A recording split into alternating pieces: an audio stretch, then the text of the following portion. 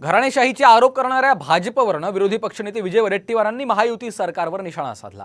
सध्या अजित पवारांच्या पत्नी सुनेत्रा पवार तसंच अशोक चव्हाणांची कन्या श्रीजया या निवडणुकीच्या रिंगणात उतरणार असल्याची चर्चा आहे। त्यामुळे ही तुमची घराणेशाही नाही का, असा सवाल विजय वडेट्टीवारांनी उपस्थित केला।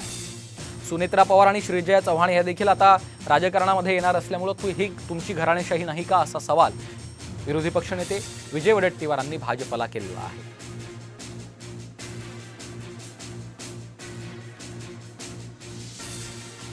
सोनिया गांधी को, राहुल गांधी को प्रधानमंत्री बनाना है, उद्धव ठाकरे को, आदित्य ठाकरे को मुख्यमंत्री बनाना है, शरद पवार जी को बेटी को मुख्यमंत्री बनाना है, ममता दीदी को भतीजे को मुख्यमंत्री बनाना है, स्टालिन को उसके बेटे को मुख्यमंत्री बनाना है।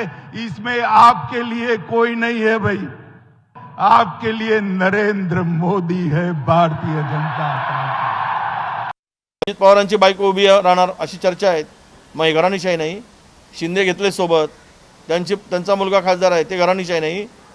यापूर्वी घेतलेले विखे पाटील, त्यांचा मुलगा खासदार झाला, ते आमदार झाले, मंत्री झाले, ते घराणेशाही नाही। शिवानी वडेट्टीवाराचंच नाव दिसतो। त्या ठिकाणी गावित विजय कुमार, त्यांची मुलगी खासदार आहे, ते मंत्री आहेत, हे घराणेशाही नाही। आता गेलेले आमचे अशोक चव्हाण, ते खासदार झाले, त्यांच्या मुलीला आमदार करणार म्हणे, ते घराणेशाही नाही।